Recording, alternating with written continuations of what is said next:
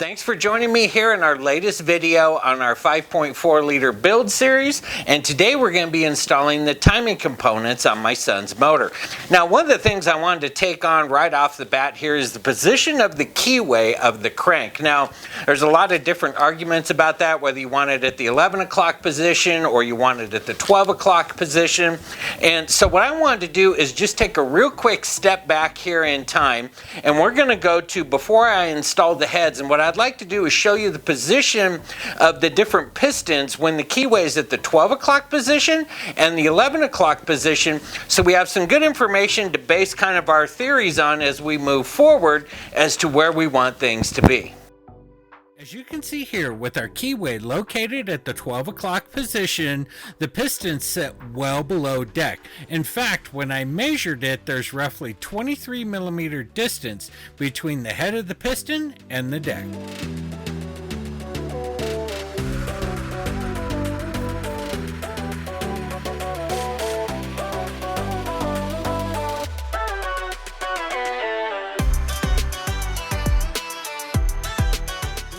The crankshaft positioning tool that places the keyway at the 11 o'clock position, you'll see that it puts cylinder 1 and cylinder 6 at top dead center, which is roughly 4 millimeter distance between the head of the piston and the deck, which could easily cause damage to both your piston and the valve if done incorrectly.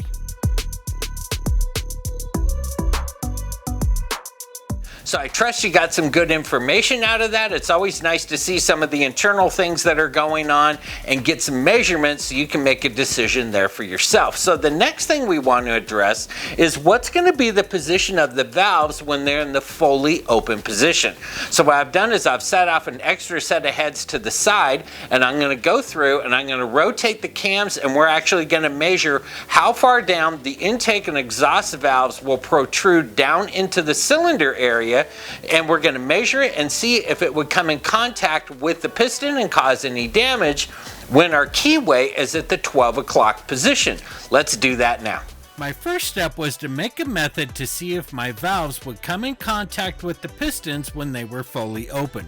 So I used a piece of cardboard that I could easily set next to the valves, and I made a line at a 20 millimeter point, which was actually shorter than the 23 millimeter depth that I measured earlier with the keyway at the 12 o'clock position.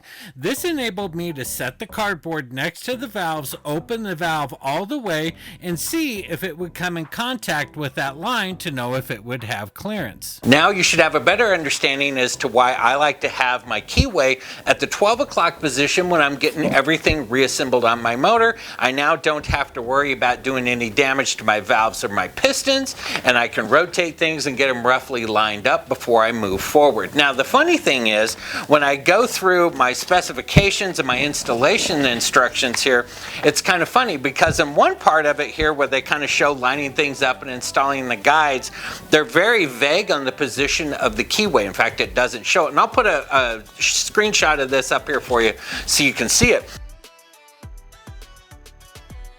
But when it gets to the point where it's telling me where we want to align our timing marks on our cams and that, it clearly shows the keyway in the 12 o'clock position. In fact, it talks about you can only rotate the crankshaft counterclockwise at this point because you're going back to the 11 o'clock from 12. Otherwise, if you go forward, you're going to damage the motor. So it's kind of funny, but unfortunately, they don't explain why. Hopefully that previous part of the video will answer that for you. Having said all that, let's move on and start getting things ready. So before we begin our installation of our timing chains, let's just do a quick overview of the parts that I'm going to be using for this here today. Now, I did a lot of research and looked around at a lot of different parts, and Melling came up as just the absolute best kit that I could get for our particular motor, and so that's the one we went with. Now, the part number of this kit is 3-391 R1S. And let me open this up so I can give you an idea of what's included in this kit and what makes it so great. Now, it does come with a brand new sprocket there for you. It also has, the one thing I really liked about their kit is these have the all metal tensioners, and they are labeled left and right. The other nice thing that I really like about these is they actually have gears in them. They're the ratcheting style. So as this piston comes out, the tensioner comes out and pushes on the arm, it actually will lock into place. It has teeth in there that holds it. As it comes out, it holds it in position so it cannot retract and go back into the tensioner body. And that's great because if you have maybe a leak somewhere or maybe you're losing some pressure, these are going to hold their position as they come out of the body. I think this is more than worth the investment just in that right there. And I love the metal body as opposed to the cheap ones that are out there. Now these here are tensioner arms. It does have these as well. We have two new ones. We also have two new guides. These are the updated guides that you'll want to put into your motor, as well as it does come with two of our chains. Now I'll put these back in here. The other thing that I have is our crankshaft positioning tool, and I did mark this front and one side that goes to the motor because this does matter how you're going to put it on there. And when we go to use this and align our crank, I'll show you that. Now, the other thing I found according to my research was that we are going to need some new fasteners for our guides because since they're updated, the existing fasteners weren't going to be long enough.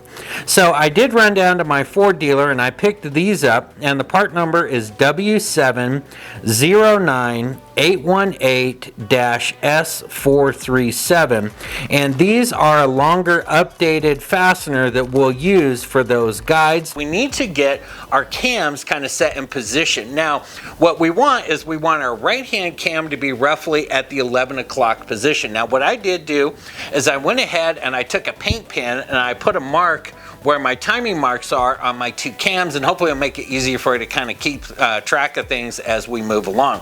Now this one here is at about the 1 o'clock position, so we're gonna have to go all the way around till we get about the 11 o'clock position. Now when we do that, I have my cam hold down tool here. We have two of these naturally, and I'll show you how to put this on, and you're going to need these when you're doing this job, and I'll put a link to it down below in the description for you. Now to rotate your cams, you'll see these both have two different sprocket heads on them, and so to do one like this design here, I picked up this tool from OTC, and it's 6476, and it has a specially designed socket, if you will, that will actually go in here and it engages the two holes here, and you can rotate that around. Now if you have a design like this one that's over here, this just uses an 18mm socket that you can put on there, and you can rotate it that way. Now the other thing is, if you go to the back side of your cam, you will notice inside there, there's like a keyway in there that's a special design, and you can also get inside of there and rotate your cams that way. Now they're not all the same, quite frankly. I don't know why Ford didn't do it that way, but I did make one custom design one that will fit in this kind of design here, and I'll give you an up close shot of what it looks like on the back side of those so you have an idea what I'm talking about, and the tool as well.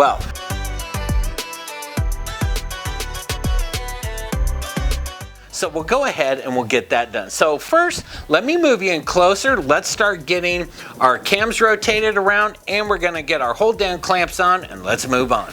Now installing your cam hold down tool is a pretty simple process. What I'm gonna do is just loosen these two fasteners here up, and then put these around the cam and then tighten it down. Now you'll see I added some washers here. Unfortunately, it didn't come with them. So when you would tighten it down, the top part would be all loose and it didn't work well. So you will have to add some washers more than likely like I did. And then I like to have it right here in the center. Let me show you how I did it.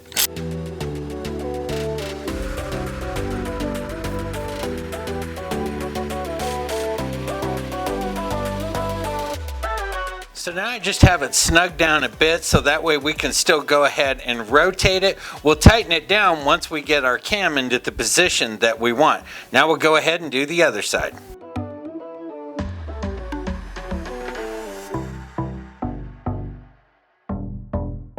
Now we'll go ahead and we'll rotate our cam to about the 11 o'clock position and then tighten down our holder.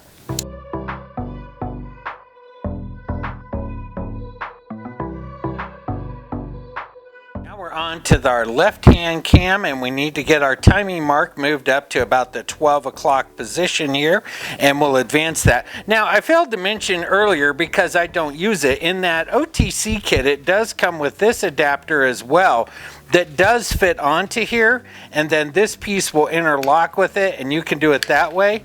But honestly, I don't know why you would do this with all these different pieces when you can just put a socket on there and rotate it. So we're going to go ahead, put our socket on here, rotate this around to where we're at 12 o'clock, and tighten down our hold down tool.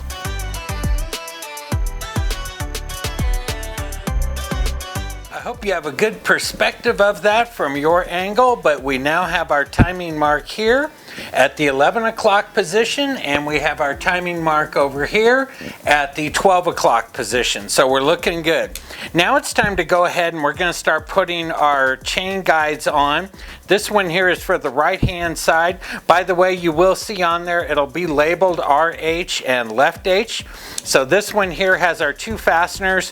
One of those fasteners is going to be longer than the other one. That's because, as you can see, this has like the spacer tab where this one doesn't. So you'll just line those up. Tighten these to 89 inch-pounds.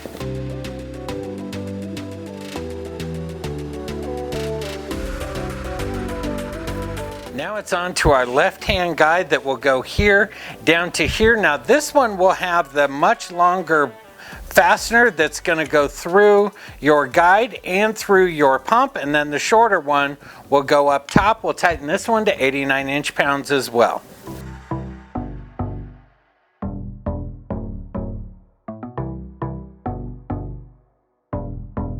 Now for me personally, what I like to do at this point is go ahead and take my chains and start to set them on the sprockets here on my cam. Now I went ahead and put them in a bag and put some oil in there so they've been soaking and they're well lubricated. And I'll go ahead and we'll take this out and put it on there. Now with your chain, when you get them out, you will notice on one side here, and let me find it for you, you're gonna have, in this case with the Melling, here we have one that has kind of a chrome look to it, and then up here we have two of them. And if we kind of take those and put those up here at the top, and we bend those over, and hopefully you can see those. If not, I'm going to give you an up-close shot. If we go directly down to the other end that's laying sideways, that'll be horizontal, that is your other timing mark. That's the one that goes on your sprocket on the crank. The two that are up here will line up with your timing mark on the cam. So I'll go ahead and just set those on there now so that that timing mark is centered between those two marks on my chain. Once again, if you can't see those here, I'm going to give you an up-close shot so you have an idea. But now this one's kind of just set in place. We'll go ahead and do the other one. So I have found my two shiny links, and then opposite, if I pinch those two together, down here will be the single. I'll go ahead and line those two up on my mark on my timing, or on my sprocket for my cam. And we're good. So now it's that point where you have a decision to make. Do you want to do your timing with your keyway at the 12 o'clock position, and you won't have an issue if something slips up here of having the valve bump a piston, or to use your alignment tool like we have here? And by the way, you want it with the bend going back towards the block, so you can use this to move your keyway back to 11. Now the idea of doing it this way and moving it backwards to the 11 o'clock position is it makes it easier for the lobes on your cams to be able to line up where they don't want to shift real quick if you do it this way. You need to decide what works best for you. For the sake of today's video, what we're going to do is do it exactly according to the manual so you can get an idea. Now, if it's at 12 o'clock, see where we're at? And we want this hole to go over this dowel pin down here. So what we have to do is slide this back off of here. And we will go ahead and begin to rotate it. Now I have a ratchet here that has a 32mm socket on it, and I can put that on here and I can go ahead and just start to slowly rotate this. I don't want to go too far. And basically what we're doing, see, is we're getting this underneath this guide down here that's for our tensioner arm. And we'll line that up and see we need to come down a bit more. So now at this point we can go ahead and just start to try and possibly push down by hand. There we go.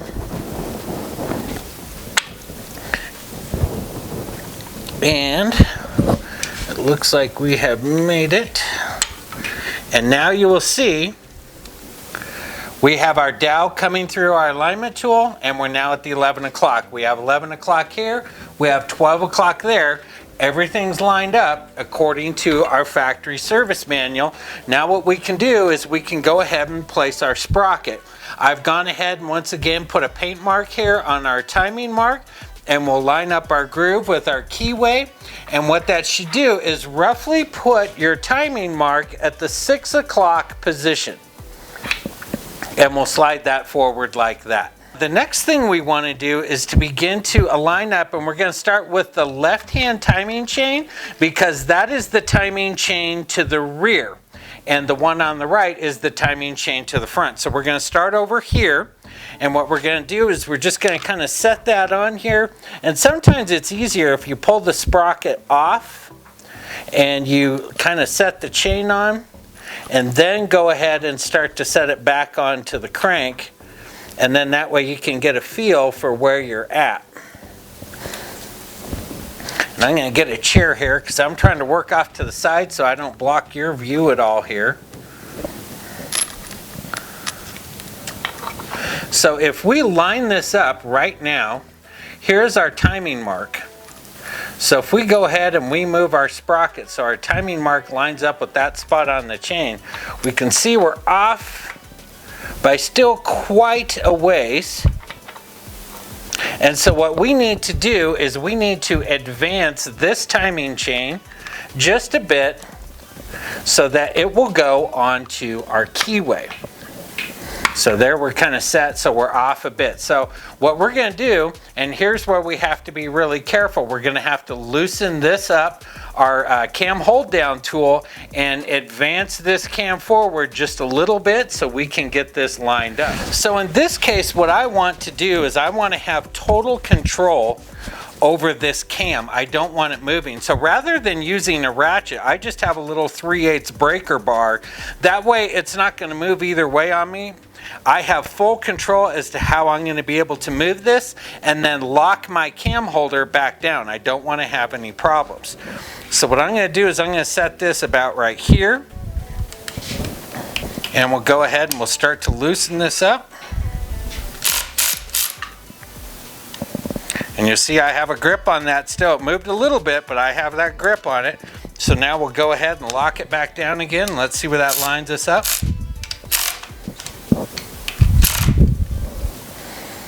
I think that moved about the perfect amount that we needed. And it did. So now we have our timing mark lines up with our chain, and we can go ahead and just line this up. Now, as you do this, make sure, by the way, that you be careful. You want to have your chain underneath this dowel here, or this guide that's going to be for your tensioner arm.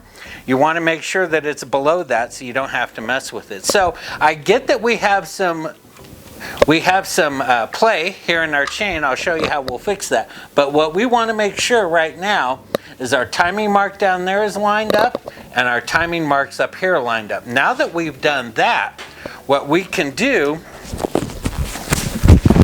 is we can come back and we will loosen this up, and what we'll do is we'll now come back this way with our cam, which will then pull the slack out of our chain and snug that up for us.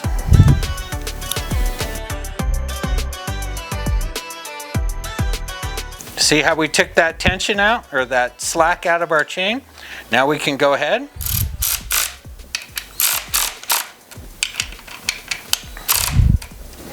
and we have that locked in. correct. Now let's move over here to the other side and we'll put this chain on our sprocket as well. First thing we want to do is do a test fit and see how it lines up. Once again, don't forget these guide pins that are for your tensioner arm. You want to be on the inside of those. And we'll go ahead and just set this on here so we can get a look and see where we lined up. And as I look down below here, we're off by 1 chain length, so we're going to have to advance our cam forward so we can move our chain forward as well. So first thing we'll do is we'll take our chain off of the sprocket, and we can just leave it like that for right now. I've switched and I put my OTC specialty tool here back on my breaker bar that doesn't ratchet, and we'll see where that lines up at.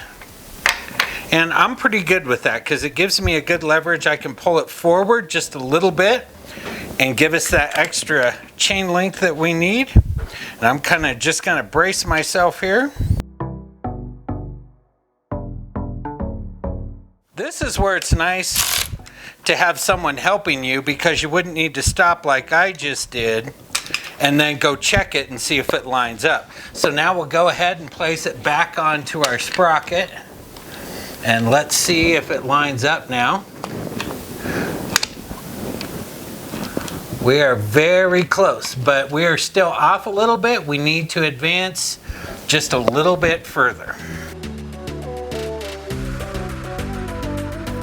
Check our alignment again. And there we have it. Let's address the slack that we have here in our chain. So what I'll do, once again, I'm going to go ahead and, actually in this case, I'm going to go this way because we're looking to pull it this way to take our tension, or add some tension, take the slack out. I'm going to go ahead and loosen this up a little bit.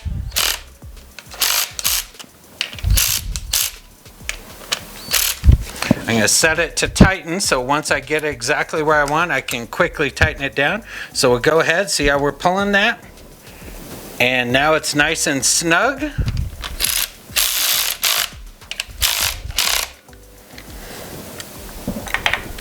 Now we'll come back and take the last little bit of slack out of this side.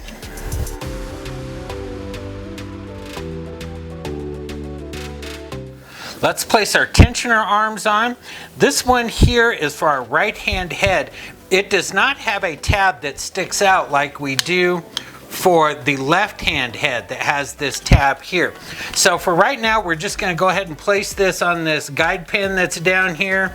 And this one's just going to kind of hang down until we get our tensioner installed. And we'll go ahead and we'll set this one on the other side. Once again, the tab is for that side, and we'll set that there. Let's go get our tensioner and start putting those in. Here's our right hand tensioner. We'll just lift up here on our guide arm, set this in here, and we want to get that piston that pops out, if you will, lined up and going into our arm. Once we do, we're going to just start running our fasteners into the head. Now that I know those are going, I'm just going to run the head down until it's touching onto our tensioner. Torque spec for the fasteners that secure our tensioner is 18 foot-pounds. I have my torque wrench set. Let's tighten them down.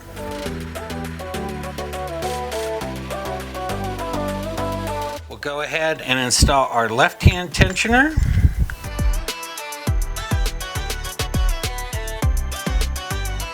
And we'll torque these to 18 foot-pounds as well.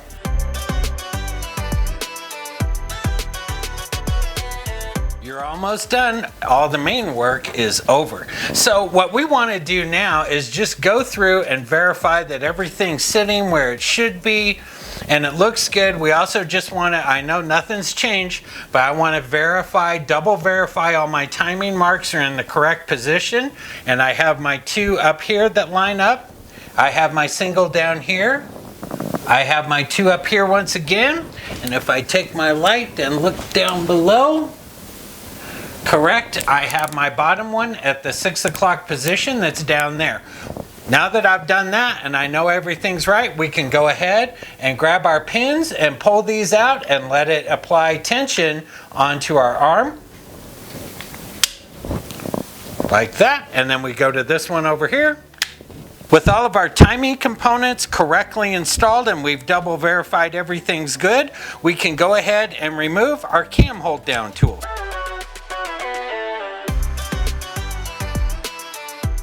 Now I know you're celebrating at this point, you got everything done, but you're not quite finished with your timing component installation yet. We want to go ahead and put our tone ring on now. Now this here is for your crank position sensor that's mounted over here.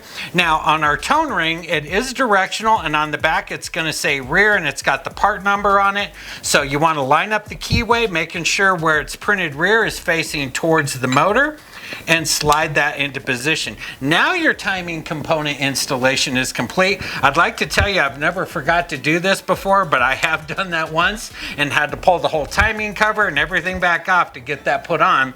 Luckily I found it out before I installed the motor. So don't forget to put this on there. You'll be kicking yourself if you do.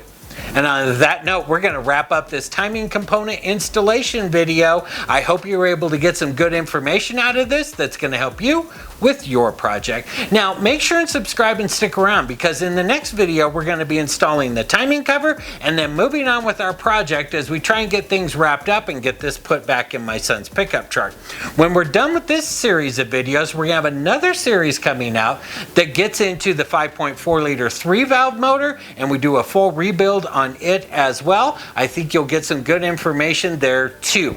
As always, I appreciate you stopping by, and thanks for watching.